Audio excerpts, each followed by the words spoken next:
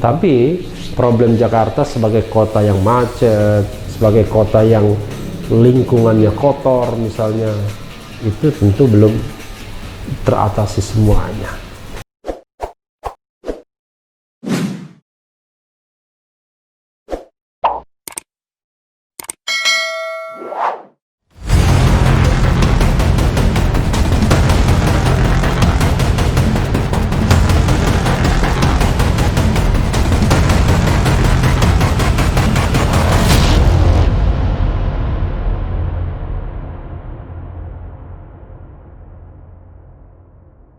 Assalamualaikum warahmatullahi wabarakatuh, Sobat RH sekalian. Jumpa lagi kita di channel yang keren ini, keren cadas. Kali ini saya mau membacakan, menguber ya berita-berita yang ringan-ringan saja, tapi pasti memunculkan pro dan kontra karena menyangkut sosok ini. Karena apapun yang berkenaan dengan sosok ini selalu memunculkan pro dan kontra. Sebagaimana dilansir oleh republika.co.id, Jakarta terpilih kota terbaik di dunia. Anies _2. Alhamdulillah. Republika.co.id, Jakarta. Gubernur DKI Jakarta Anies Rashid Baswedan. Namanya Anies ada Rashidnya ya, kalau belum tahu ya, bukan Anies Baswedan saja, tapi Anies Rashid Baswedan, singkatannya ARB. Seperti Abu Rizal Bakri jadinya ya.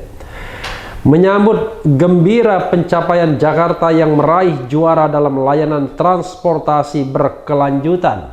Penghargaan itu diberikan The Institute for Transportation and Development Policy (ITDP) yang berbasis di kota New York, Amerika Serikat.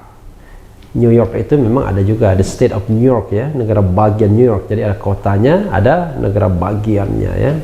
Dan negara bagian New York, ibu kotanya bukan New York City atau kota New York, tapi Almighty. Orang kadang-kadang nggak tahu ya. Anies pun menyampaikan rasa syukur atas capaian pemerintah provinsi Pemprov DKI tersebut. Penghargaan didapat terkait dengan layanan bus Transjakarta yang menjadi transportasi publik andalan Jakarta. Rupanya dihargai juga Transjakarta ya. Alhamdulillah, alhamdulillah. Terbaik dunia. Ya, Jakarta terpilih sebagai kota terbaik di dunia dalam Sustainable Transport Award 2021. Kata Anies lewat akun Twitter Anies Baswedan. Sudah 2021 ya. Ini dari ITDP-nya ya. Announcement. Jakarta, Indonesia has won the 2021 Sustainable Transport Award. Congratulations to the city for the exemplary achievement in public transportation, particularly with Transjakarta. Menurut Anies, penghargaan itu bukan untuk dirinya sendiri maupun Pemprov DKI, melainkan diperuntukkan bagi warga ibu kota. Ini biasa ya, klise ya. Pada warga Jakarta, penghargaan ini dipersembahkan. Kita bersyukur dan bersyukur atas pengakuan dunia ini. Selamat untuk warga Jakarta, ucap Anies. ITDP lewat akun Twitter ITDP_Haki mengumumkan pemenang penghargaan 2021 Sustainable Transport Award Jakarta Indonesia telah memenangkan penghargaan transportasi berkelanjutan 2021. Selamat kepada Pemprov DKI atas prestasinya di bidang transportasi umum, khususnya Transjakarta. Begitu pengumuman tersebut dibuat. Kita sudah bacakan tadi versi bahasa Inggrisnya ya. Ya, Sobat RH sekalian, itu tadi pengumuman dari ITDP bahwa Jakarta menjadi kota terbaik dunia dalam hal transportation, sustainability transportations ya. Jadi transportasi yang berkelanjutan ya, sustainable transportations. Ya, kita patut bersyukur bahwa ada penghargaan seperti itu. Tapi penghargaan itu biasanya comparable ya, dibandingkan dengan kota-kota crowded lainnya di dunia. Dan in comparison, Jakarta terpilih sebagai yang terbaik. Tapi bukan berarti terbaik itu selalu absolut. Misalnya absolut bahwa Transjakarta sudah menjadi moda transportasi alternatif yang membuat Jakarta lancar, pekerjaan lancar dan lain sebagainya dan lain sebagainya. Malah kadang-kadang kalau saya berjalan di Jakarta ini terasa rumit sekali transportasinya. Hanya memang COVID-19 ini rupanya dalam tanda kutip ya memberikan berkah juga. Kemacetan tidak seperti ya sebelum COVID-19. Relatively memang masih ada kemacetan, tetapi tidak seburuk ketika COVID-19 belum ada. Bukan berarti saya menginginkan COVID-19 terus-menerus ada, tetapi problem Jakarta memang adalah di jumlah kendaraan. Nah, pertanyaannya adalah bagaimana menggeser pengguna kendaraan pribadi misalnya ke transportasi atau moda transportasi umum. Ini yang kadang-kadang tidak dilakukan oleh warga Jakarta, apalagi warga luar Jakarta yang bekerja di Jakarta. Sederhananya adalah bukan karena gaya hidup, tapi soal kenyamanan. Soal kenyamanan dan yang penting juga soal keamanan. Walaupun bermacet ria, kadang-kadang orang lebih nyaman kalau ada di mobil sendiri. Tapi kalau menggunakan moda transportasi umum, dikaitkan dengan problem lingkungan. Ya, kalau kita naik kendaraan umum, ya siap-siaplah. Belum seperti negara lain, eksekutif dengan jas dan dasi bisa naik kendaraan umum. MRT sudah sangat lumayan, tapi persoalannya sekali lagi, apakah dia punya akses yang kemana-mana. Padahal MRT di luar negeri juga enak betul. Jadi kita bisa datang ke MRT, ada meeting pointnya, tetapi di Jakarta MRT masih terbatas. Hanya dari pusat kota di Tamrin sampai Lebak Bulus, situ aja. Ya, beberapa orang pasti sudah menikmati transportasi itu, termasuk juga Transjakarta. Tapi problem Jakarta sebagai kota yang macet, sebagai kota yang lingkungannya kotor misalnya, itu tentu belum teratasi semuanya. Ada dua pihak sesungguhnya Sobat RH sekalian yang harus kita minta partisipasinya, minta tanggung jawabnya, minta melaksanakan kewenangannya. Di satu sisi adalah tentu pemerintah Provinsi DKI. Mereka lah yang merupakan leading sektor pemimpin kota ini, terutama Gubernur Anies Baswedan. Yang kedua tentu saja adalah warga Jakarta, warga yang tinggal di Jakarta, yang bekerja di Jakarta. Karena banyak juga warga non-Jakarta tapi bekerja di Jakarta. Mereka tinggal di kota-kota satelit seperti Depok, Bogor, Tangerang, Bekasi.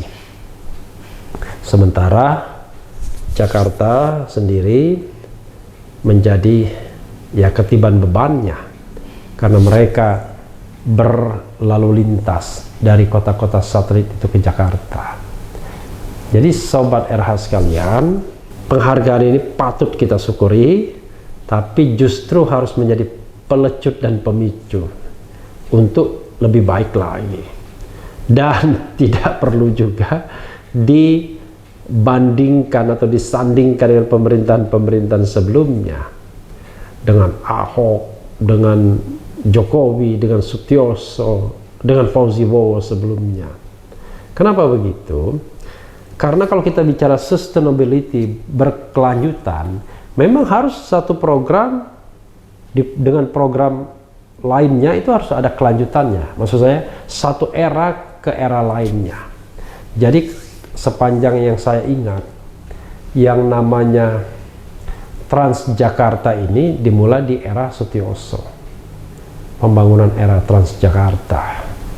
Saya ingat pada waktu itu ya sekitar 2007 ya sudah mulai.